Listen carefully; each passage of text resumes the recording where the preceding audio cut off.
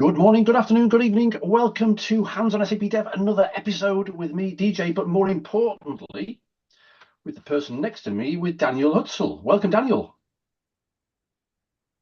Hi. So, as I'm sure you know, if you're watching this, this is a part two of a multi-part series that Daniel started during DevToberfest this year.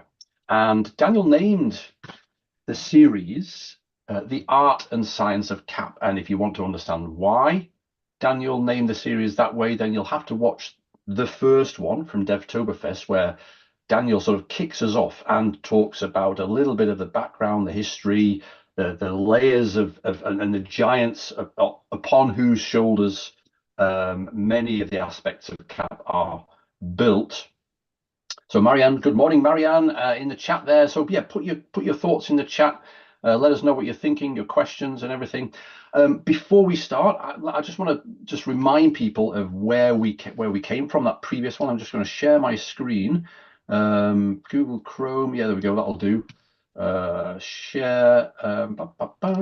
Share. So basically, I've just shared in the chat a link, this URL link here, and this has a link to the first part, the DevToberfest inaugural session, the Art and Science of CAP. But it's also got a link to four shortish blog posts that basically I wrote to try and help myself tease out some of the amazing gems from that initial episode. And if you have a look at the titles and if you read the posts, hopefully, you will see that what Daniel covered in the first episode, and Daniel, you're there to correct me if, or add things, but was all about domain modeling and the power of aspect-oriented programming.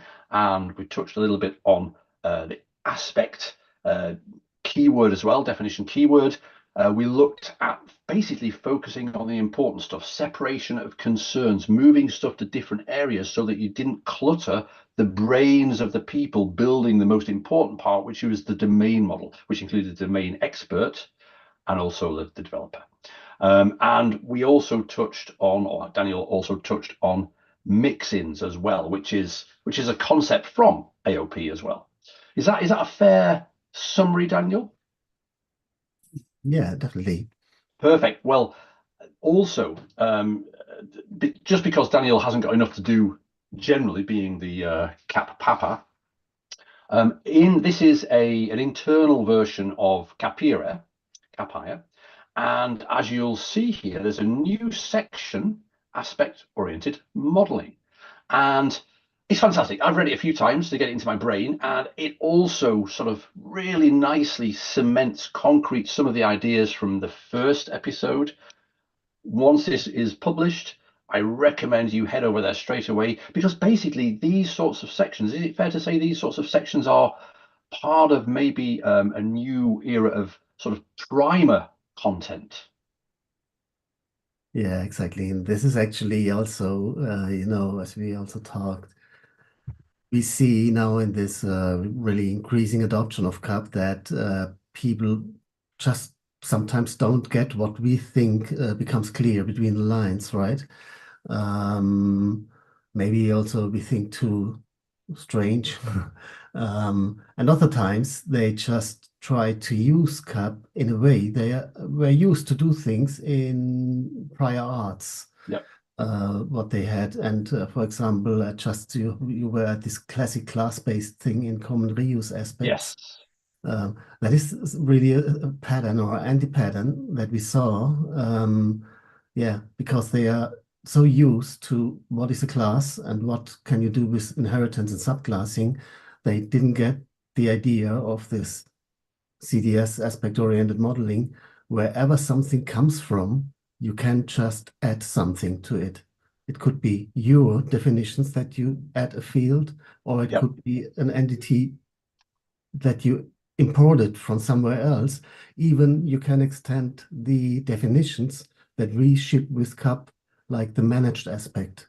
You can always create and add a new field to the managed aspect. And this is what I wanted to show, and which you picked up here, right? That's right. Yeah. So in the inaugural episode, Dan talk. This is basically just picking out that particular gem towards the end of the first episode, and this is this example that I think is Right. it was in my head when you've just been saying that, Daniel. Mhm. Exactly. And it looks Okay. so simple. So And maybe this is also coming back to the reason of the title. And I took the same argument and the reasoning of this title from that book of the past of the 80s last year, century. The thing is, if aspect-oriented programming is a science not invented by us, of course, we just took it and we applied it to aspect-oriented modeling as a science, then the art is making it as simple to use that people don't even recognize when they see it. But then if they don't recognize, hey, something cool is happening here, then they don't do it. So we need to tell them what's happening there. exactly, and I think this is what folks like me, regular developers who see the beauty of CAP but need a little bit more help to understand the philosophy and to a little bit of help and guidance to do the right thing and understand why we're trying to do the right thing, then this is exactly the series, right? Yeah, exactly. Okay. Okay, so I'm going to stop sharing and I'm going to also let Daniel now share your screen, Daniel, and you take over. Okay. Thanks. So, in the very sense of what we just had, we actually, or I started massively now the recent couple of days, also for some other reasons, to revisit what's in our documentation and adding these things. Um, does it work, by the way? You see my Yeah, I screen? can see your screen. Yeah. Okay. Yeah, so this is cap high as you know it, but just I touched these cards a bit and trying to make it more clear. The internal version that parts will be shipped with the next release next week and next month then afterwards. So, and also the get started thing, I revamped that, making it a bit more simpler and really saying these are the necessary steps for getting started. And then you go to the famous bookshop walkthrough, and then you go to this best practices thing that I'm writing now, and I will use that for today's sessions, I would say. So, DJ, we were talking about so what to pick next. So we had the Yeah. aspect-oriented modeling, and we captured the story of that, as you just also shared in that guide here. So what would be the next interesting things? And we had this sort of backlog here. Well, we could also start or talk about like the platform agnostic Yeah. model. So you hear this quite a lot, agnostic. Or what is service, etc., etc. The things like why is CAP not an object relational mapper? Why don't we like object relational mappers? So some of us at least. Yes. I think that is a very favorite one by many that they would learn because it's also a debated one, of course. Yeah, exactly. I think as soon as anybody sees those that TLA, that initialism, ORM, Right. I think emotions go high in either direction depending on the person, right? So it's always like this catalyst for discussion. Exactly, exactly. Yeah. So I we actually didn't decide what we start on, so but I think I would like to talk about services today, and I would start with actually looking at this guide that we just saw a hint of here, this new best practice guide. By the Uh, way, Daniel, I'm just wondering, folks, let us know in the chat as well. Maybe you could bump up the font a little bit. so yeah, better?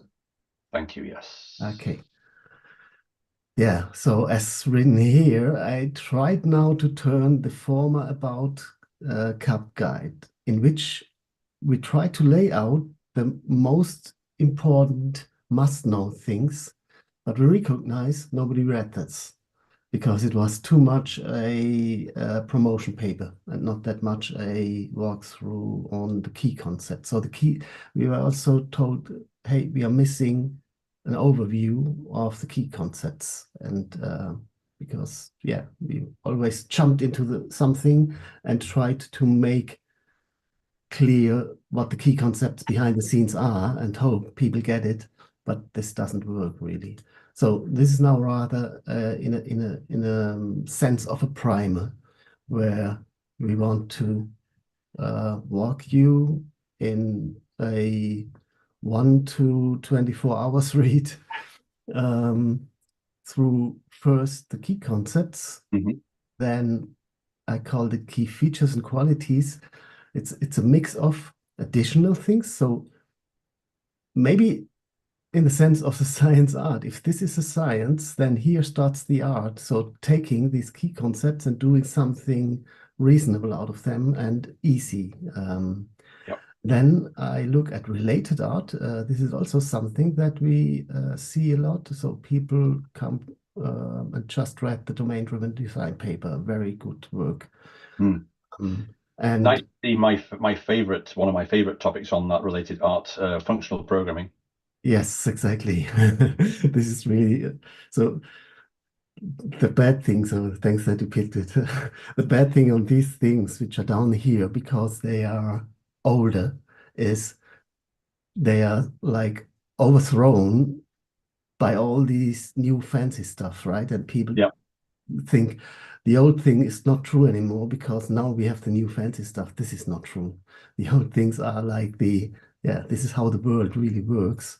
And the new things are appliances on that. It's like saying Newton was not right, right? This would not be. I mean, it reminds me of the classic accusations that people throw at JavaScript, and in a way, rightly so, especially with ES6 and the introduction of class-based inheritance and everything, and the whole thing, which is another debate entirely. But if you peel back all the complexity and Right. look at the real core of JavaScript, which is from Scheme, Yeah, it's just a thing of beauty. I mean, people scrape this rubbish away from your eyes and look at the beauty of JavaScript underneath. exactly. Exactly. It has two major things, aspects in there. Aspect orientation is in JavaScript and functional programming.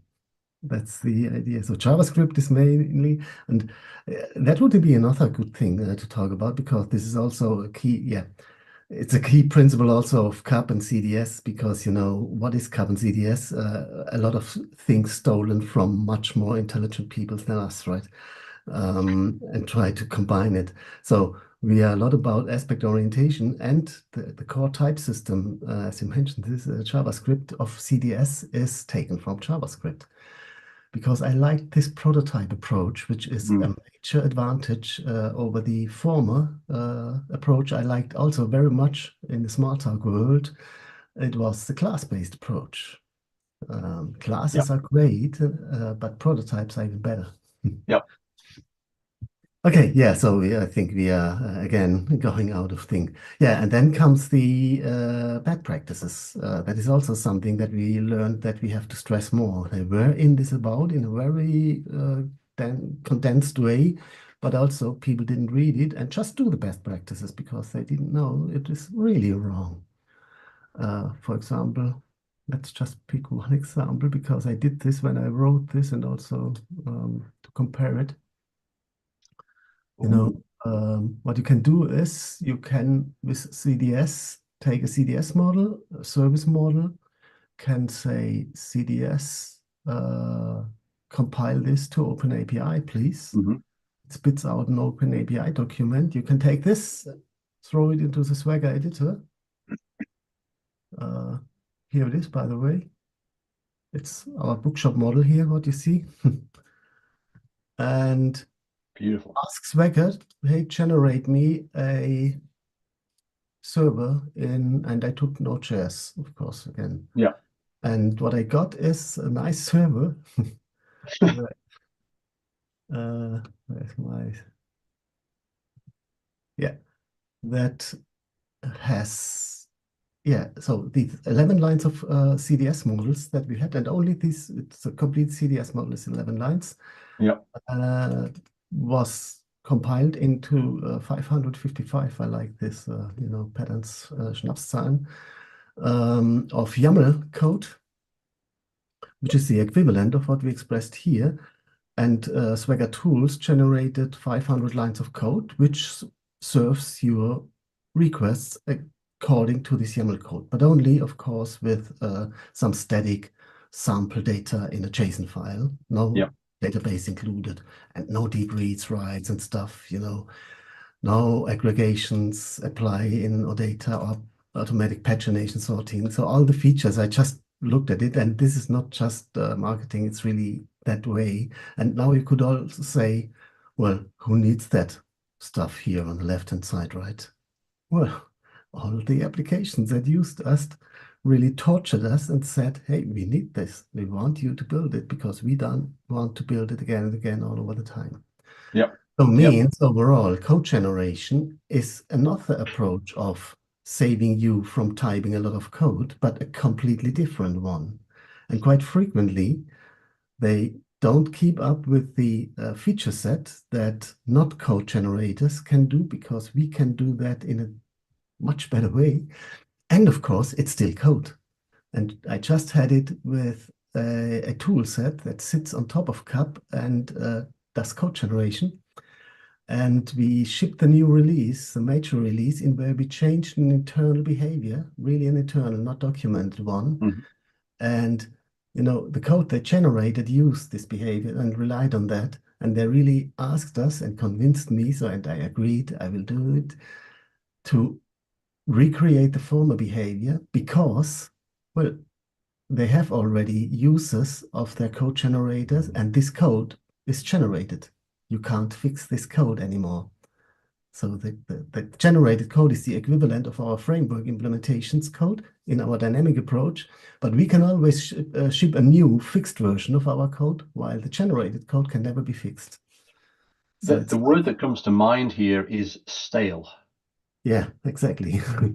So what I mean, code generators are great, but what they end up generating is like the equivalent of bread. It's beautiful when it comes out of the oven, but after a few days, it's Exactly. stale.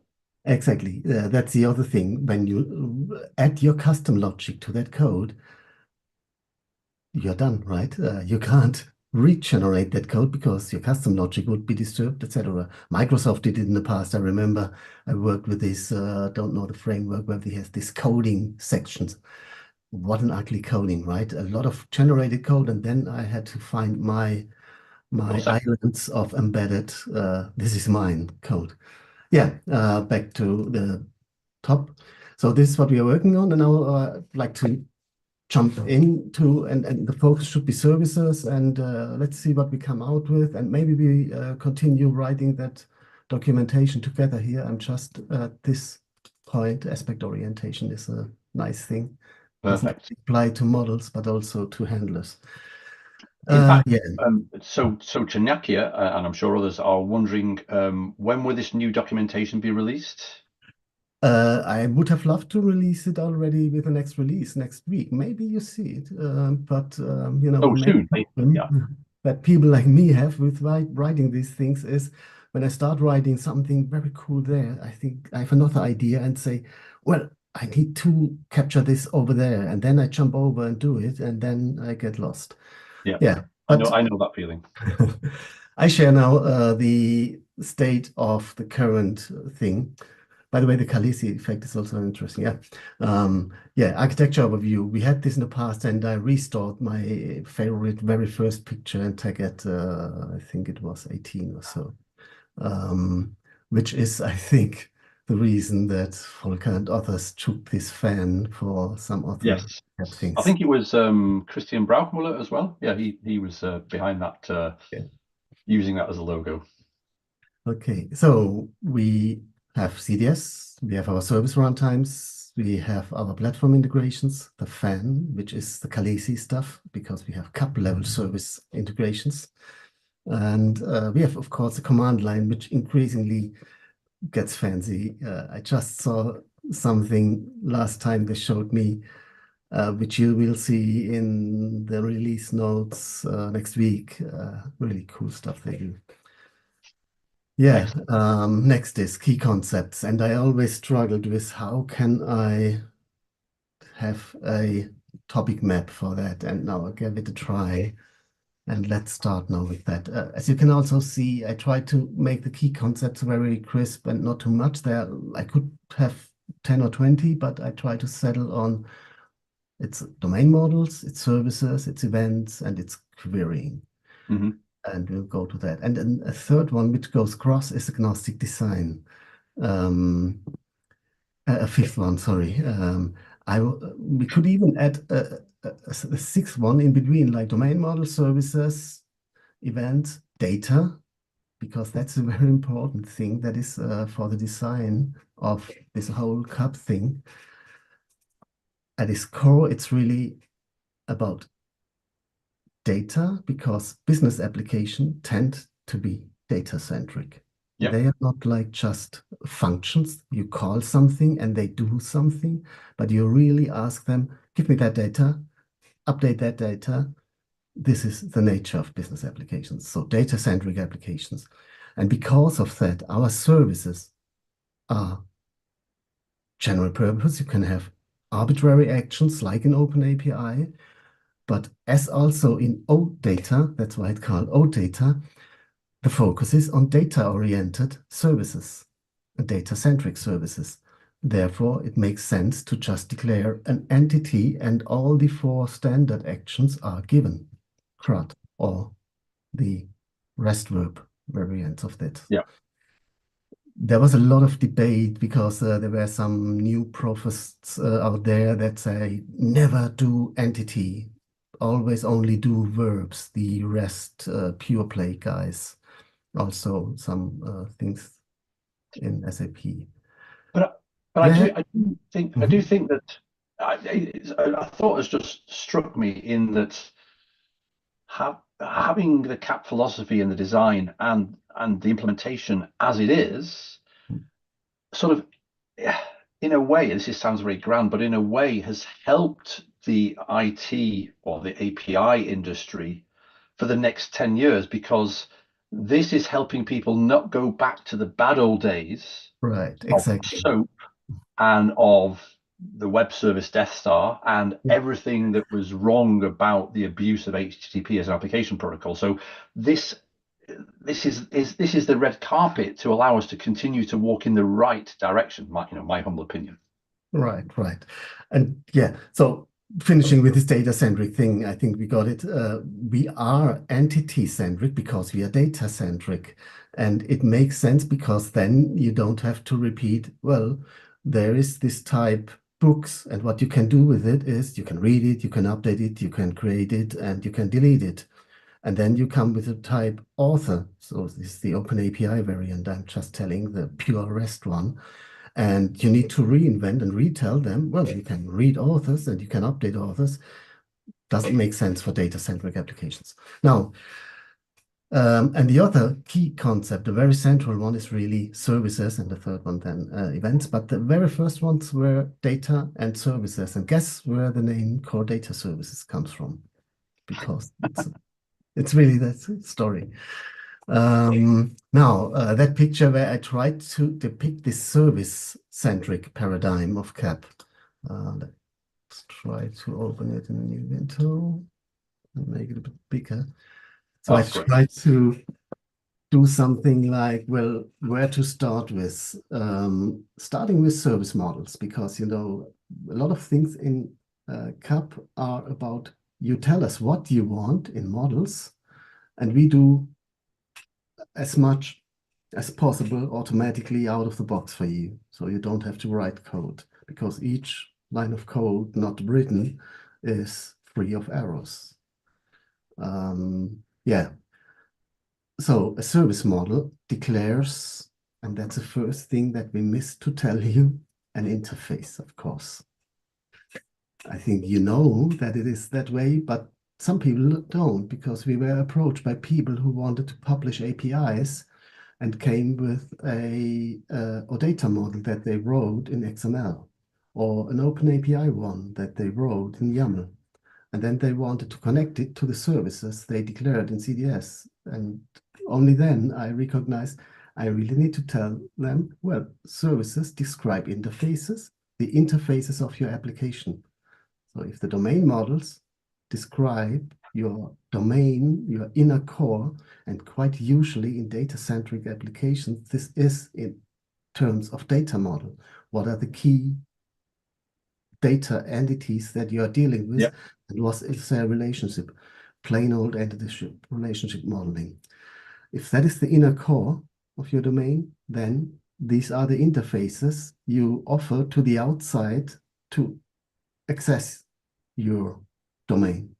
And with these Yep. interfaces, you control how much you want to expose to them and in which form, which makes your services also facades as views on the internal domain.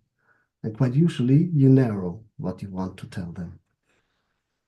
And you take the interfaces from CDS and turn it into different interface formats like OpenAPI or OData. For us, this is just a different way to tell the same with worse languages, say. The expressiveness of CDS is just better and it covers more than these. Therefore, it's easy for us to translate to these because they are just a subset. I guess this is where people need to, or it helps me at least, projecting myself onto everybody else that's watching, to start thinking of the two words abstract and agnostic here. Yes, right. An abstraction is always just an abbreviation of something and hiding the details, right? And agnostic really means similar thing, not hiding the details, but hiding the complexities of something. Yeah, but come to that as well. Well, then service models, of course, declare services and they declare events. Now, why is this in dashed things? We will see this in a second. No, let's do it right now. Service models are physical things. It's a CDS files you write. Same with these things. Facades are also physical things. In the CDS files you have as projection on. So the queries describe the projections, the views on your domain. They are pieces in these season representations which exist at memory, at runtime in memory. The services are at the end of the day served by service providers, the implementation, which are classes instantiated at memory, which read and write your data, which exists in memory and on databases. And the service interfaces, they are translated, as we just said, into different API formats. They exist. Now the service, what is the service? If there's a service provider and a model and an interface and facades, so what is the service? Well, it's just an idea, right? So Platon's cave thing, they would he would The have Platonic theory of forms. right, and these are just like representations or reflections of this idea. Yeah, and the other thing is when you say my service serves books, then you declared basically that you can create and read and update and delete books. And when your clients consume your interface, they send requests like create, update, and delete books. And this is the other important thing in CDS. Everything is a service. It's the one thing. Everything that happens at runtime is an event. Because what is this when a request is received by our server? Well, it's an event, right? Yep. It's ein Ereignis. Or when you receive an event message from a broker, well, it's an event. The receipt of the event message is the event, and the event message carries the data, the payload of this event. And a request coming in, and the request body is like the event message with its payload. So for CUP, everything is just an event, and therefore we are talking about event handlers. When you react on a CRUD event request, you are actually reacting on that event of that request having occurred. which And basically means, sorry. sorry, I was going to say, and I'm sure you're going to get to this, but my brain thinks, well, it's not by accident that the on method is the same whether it's a CRUD Exactly. request or an event. That's Exactly. deliberately part of this beautiful design, right? Right, exactly. Because we look at these things in the same way, we can give you the same way of dealing with these things. You just react on an event. So a subscription to an event message from Kafka, you will do in the same way than how you would subscribe to the receipt to an inbound CRUD event, Yeah. to this event, right? Yeah, and thereby we have this arrow explained service models by means of the entity CRUD operations being events, declare events, which you can react on in by registering event handlers for these events and then handle and process the event messages, aka requests. What is the difference between a request and an asynchronous event? Well, it's I always share this the term asynchronous. It happens that you send replies or you reply responses to a Yeah. synchronous request, which you don't do for asynchronous event messages that you received. And that's the only difference, basically, from a conceptual and a CAP programming perspective. And that's important. Don't talk Kafka, don't talk to the event brokers. We do that and map this into this picture. That's the idea, at least. And that's already agnostic, much of the agnostic story. Now, let's go a bit further. I skip sort of the domain models part. Just very quickly, it's about entity-ship relationship modeling. And this is how they look like in CAP and CDS, as you know. I also linked this thing now about languages and representations and ideas and shadows on the wall. I love the fact that I think we need to think about, celebrate more the fact that CDL exists as a language name as well as CDS. I know there's Right. always a lot of sort of conversations I have with people about how they both conflate but also are different. Yeah, I tried to look at that and explain this here, and it's just in the starting point. So, what is a language, right? Yeah, a language is something that you communicate. What is a model? A model is something that explains something, that describes something like a schema, describes my data. And we use it also, for example, our CQL is a language for describing queries. And there's also a different representation of the same thing, which is CQL notation and similar. Yeah, we'll go into that. Yeah. Now, what makes CUP different and easy, there's really this distinctive thing of associations. It's also underestimated what we did there. DJV talked about in there, shared Yeah. an old paper on that. And I sort of put it in a nutshell now. What you can do with these associations is depicted here. You can say, hey, English books are books where author, country, code. So I used two associations equals GB. I can even use infix filters. So this is the equivalent same query. Whoa. English books is as select from authors, but only the ones in England, and give me their books. Navigate to their books. That's the same. And this is what we would do in SQL for this. The first one would really turn into something like this, or if you would do it from manually, you would come up with something like this. And this is the join for the first association, this for the second one. And this is the same in for this navigation kind of thing, where you would rather use semi-joins with where in or with where exists. Yeah, have a look at this when it's out. Mm. Is So it worth just briefly mentioning a sentence or two on, I think, a phrase that you used in the first episode, which is forward declared joins? exactly, yeah, that is the explanation of it. So from a plain Oh, there we SQL. go. Yeah. Oh, sorry, I missed that. Yeah. Right. So maybe it's that whole paper is now in this expandable box here. Um, yeah. aspect-oriented modeling, teasered and linked. And now let's come to services. Yeah, I'd like to call it a paradigm even. So, and these are the key principles that everybody should understand and not violate when you use CAP and have your own implementations. So the first thing, every active thing is a service in CAP. It's really an important sentence and people don't know what it means. Well, of course, you have to do it in our services thing, right? Your application services.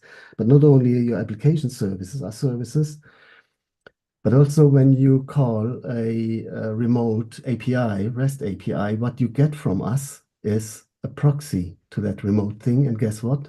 It's a service. Mm. And you talk to that service using the same programmatic APIs as you would do to talk to your own service locally. So local and remote is the same because the proxy is your local shadow of the remote. And also the CAP implementation. So we don't say database driver, we say database service because our interface to databases that we give to you is implemented as a CAP service. And therefore, you can use the same API that you use to talk with the database to send it queries like read books. This is the very same API that you use to send a query to your own application service. Maybe let's just Wow, that's a bit demonstrate this. mind-blowing. Well, this is one of the things maybe I hope become clear without telling, but maybe we have to, yeah, even show it.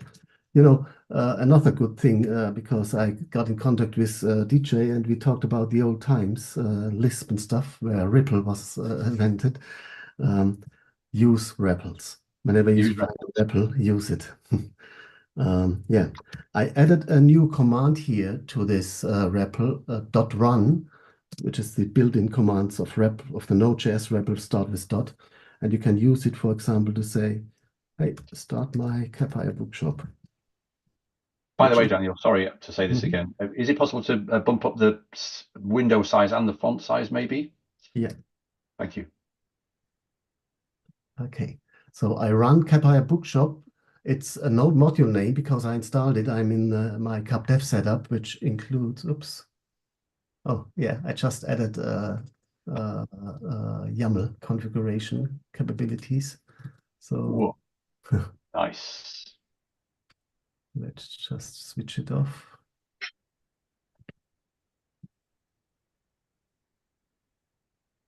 As I think folks will be realizing, this Art and Science of CAP series is a little bit of a glimpse into the near future, which I think is wonderful. Yeah, right. So you see, I'm also a developer of CAP. I just changed it. Yeah, so my bookshop is started, and here you see it tells me, hey, I gave you the access to these CDS services. You know, these are constants that you can also do. And these ones as direct entries now available as globals in the Rebel context. So means, for example, this is my books entity, the reflected books entity, and this is my catalog service instance that was bootstrapped for me. And what I wanted to share is, and this is my database, right? Yep. And by the way, you always find this also in code as it spits out. So CDS services is the map of all the services which are bootstrapped, and in there is, for example, this catalog service or the database which was bootstrapped for you or the whatever, right? So your services as well as the framework provided services. Okay, so let's maybe do it like that. I take it explicitly again. I want now to work with the catalog service and with the database service, which I assume are bootstrapped for me. Nice bit of destructuring on a Friday morning. Yeah. destructuring is the greatest thing in ES5. Yeah. Yeah, Okay. and now what can I do with this database? No, with the catalog service first, because this is the services, you know. Well, you see, I have a lot of Node.js things, but these here are my cup things. I can register event handlers with it. I can consume it. I can send requests to it, or more specifically, queries. It's the run thing that should be here somewhere. And we have these REST and CRUD convenience things on top of run. But Mhm. let's see now here. I read books. Here we go. Ah, What and if is it? we run that asynchronously as well, can't we? Yeah, it's a query. So what I see here is a query, and this is another thing, functional programming approaches in queries. So my query is that, and what I can do with the query, I can send this to somebody else, like the database. So my DB is also here. Run this query. By And the I way, can, Daniel, while that's happening, is it worth pointing out to us what exactly that language is? There select curly from curly ref. That's the CQN, right? this one is a CQN, really, exactly. That's a query, Okay. the object notation representation of queries. And by the way, so I have this query. You can also see how that would look like in SQL. So this translated now to what we sent to SQL for you. Or you can also say to this it's CQL, no, CQN, no. No, never mind. Yeah, so you can work with the queries here. And there's also, by the way, so let's do this one, the CQL variant. You can also have it with this template string thing. If you say CQL in your coding as well, backtick, and now you can write the same in CQL, which is like the human-friendly variant of the object notation, right? Uh, Yes. select from books. And CQL is just, it would take this and turn it into CQN, because at runtime we need to have machine readable variants of it, which is the object notations CQN. So this is the very same, basically just with a non-expanded name. I can also have the expanded name because I have books reflected here. You can add to this template strings definitions, and we will just take the expanded name then. So now you see we have the full query. By the way, I'm not going to let you escape by without me pointing out or you pointing out how the heck that works. I spent a very pleasant Okay, afternoon trying to figure out how that syntax works in JavaScript, and basically what we're looking at from a simple point of view is this is to the folks watching here. These are template literals, but what the magic here, and correct me if I'm wrong, is that these are tagged templates, which allow you to parse these templates with a function. exactly. Yeah, that is really cool stuff, and you can abuse it as I do frequently, right? So, for example, it's also there's another variant of this tag template thing, and you know, I like to write code that looks alien. So this nobody would do this space here. I do it frequently because it reads so nice. I Yep. want now that thing in this template string processed by this processor and turned it not only in a plain object in JavaScript, but in an instance of query, because CDSQL is about these instances of query. It's a very small additional step, and this should be my query then. And here we go. It's now an instance of query, where I can have these operations like to SQL, right? Yeah, again, so now what do we do with queries? Well, we send it piggybacked on requests, which arrive on the DB service as an event to these run methods. So we say run, and we get back a promise, of course, and then we need to await this promise, and then we get the data. So that's how services work. And, you know, this what's the idea. I can do the very same. Now, say I sent this, let's try whether it works. I sent this to the catalog service instead of the database. Well, it reacted with a promise. Let's see what the promise gives us. Well, the data. Wow. So what does it mean? It does mean everything is a service. Also, our framework stuff are implemented as services. What can you do with services?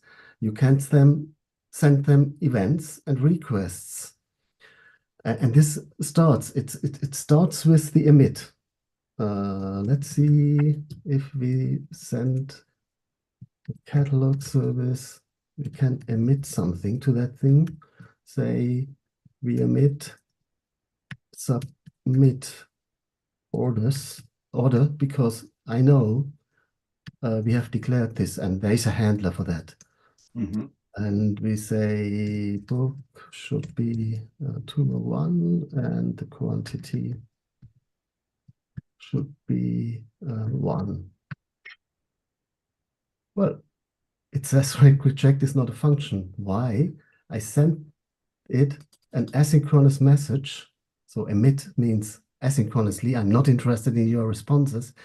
But the actual handler expects it to be a synchronous call and Yeah. wanted to do something with the response regarding the response, like rejecting or replying. But this is not implemented for asynchronous event messages. Now, but I can send this thing, which is now the synchronous request variant. And now I get an error which says whatever.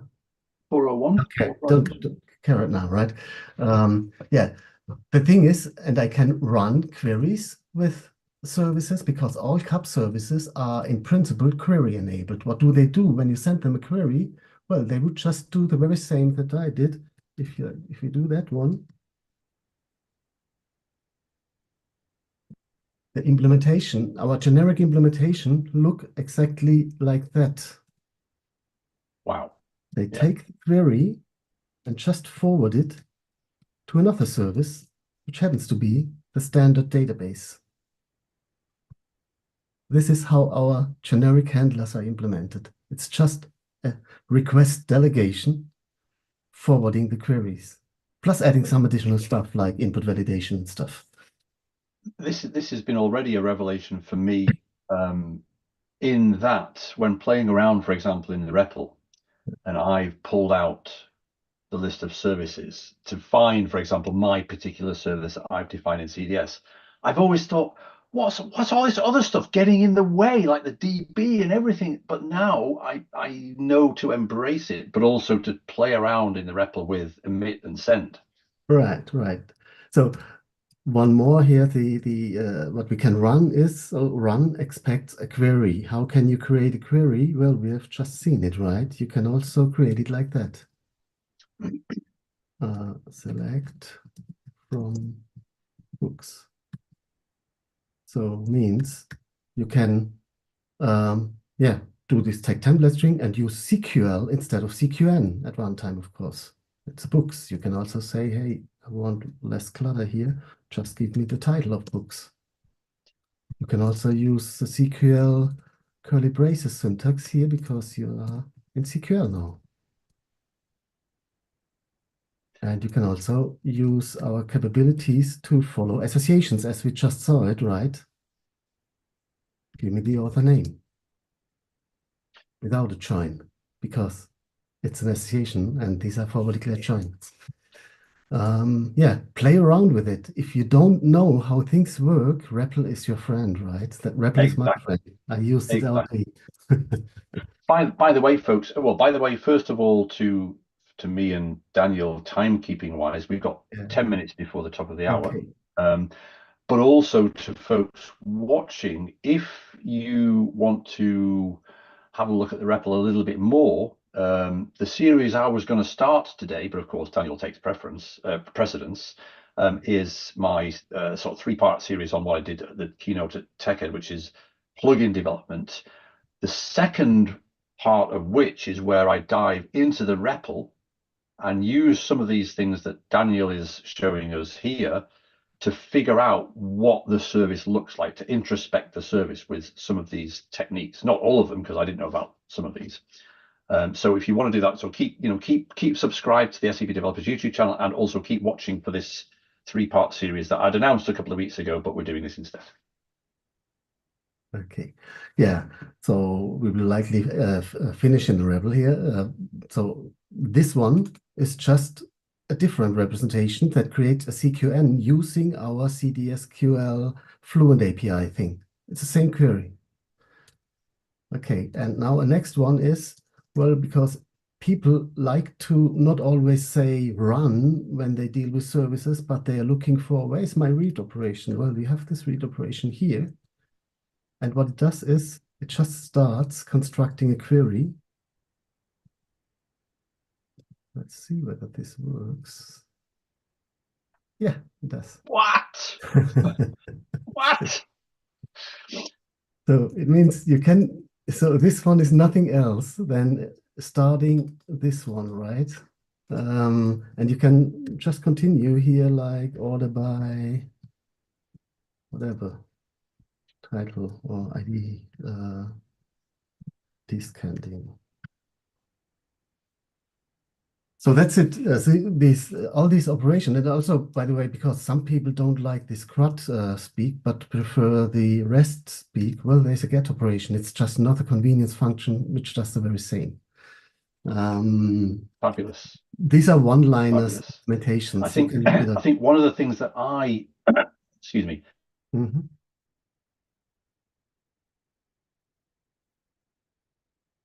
Maybe I continue. And because returning to this, everything is a service. Am I back? The database service is the very same beast, right? You can do the same API with the database service, of course. And that's the major thing here I wanted to share on that. It's all the same agnostic model. DJ, are you back? Yes, sorry, I'm back. Sorry about that. I don't know what happened to my internet. I've got a bit of a dodgy internet connection at the moment. Mm-hmm. Just before we start thinking about wrapping up, I'm going to throw something in here that I haven't mentioned to Daniel. Only a last thing that I need While to we're mention looking at here. those Sorry to 60 interrupt, bullet points DJ. here on services, Uh, a phrase in my mind that I've used as well in blog posts, I think.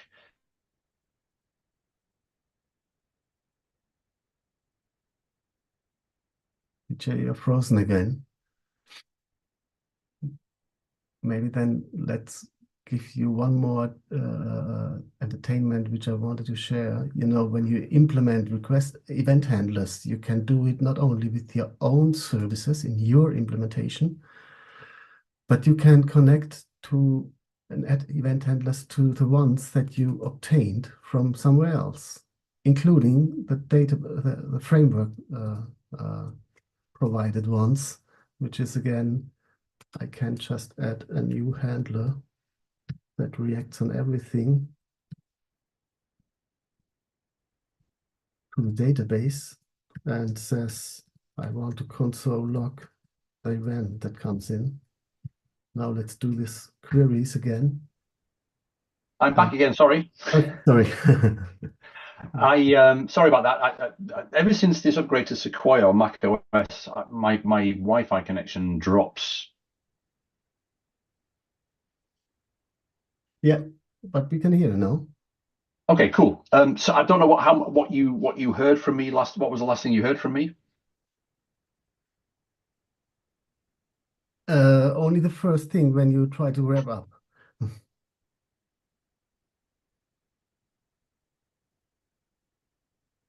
Okay. So all I was saying was a phrase in my mind, and I use it sometimes as well, is services are cheap. And I was wondering if you could talk a little bit about that in the context of this service-oriented paradigm. Yes, that would be what for next then, Oh, right? no. No.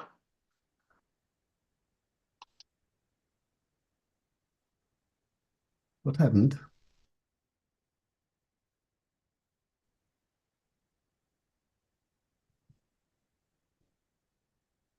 Ah, I'm back again. Sorry, I don't know what's Yeah, going we on with hear my you. machine. Yeah, we hear you. Seems to be a lag. Yes, sorry, I don't know what's going on with my machine here. I apologize to Daniel and to everybody here on the chat. Daniel, would you, just in case I fall off again, would you like to finish off, and then I'll try and end the live stream when we're done. Okay, so finishing off in 5 minutes. So 5 minutes left, right? Yep. Okay, yeah. So what I just showed here, is because everything is a service, even the database is a service and also a framework provided once, and everything can be consumed, therefore, in the same way of service things, it also means that you can register event handlers with everything. And this brings us back to the aspect orientation. Not only can you add behavior to your services as the implementer of that, but also to the services that you get access to from somewhere else, like the catalog service here that we connected to, or the database service that was provided for us. And what I did here, I just added this event handler before star to the database means before every operation on every entity, I want this console log. And I then send this again, and what I get is a console log of all the things. And you can even do this dynamically at runtime, of course. This makes CAP so extensible.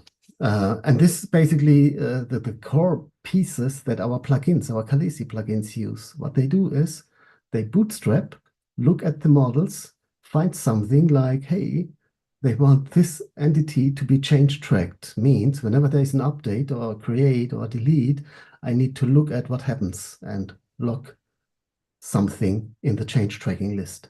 And they do so by just plugging into all the services and add event handlers to the services they don't own. So this is a aspect orientation is a very powerful beast. In JavaScript, if you know JavaScript, you know this possible also all the time. You just add something to the prototype of something else, or directly to that something else, and that's it. It's the same in the cup world. Yeah, wrapping up. So it was just the starting point actually of this services exercise where we looked at this agnostic thing, at the nature of queries, at the nature of events a bit, I would say, but there's Yep. more to events. Statelessness goes into this, are services cheap and what does it mean? And then we would go to some best practices and some anti-patterns on that. Maybe you will find it just in the next things, and in one of the next topics sessions we might pick, yeah, events.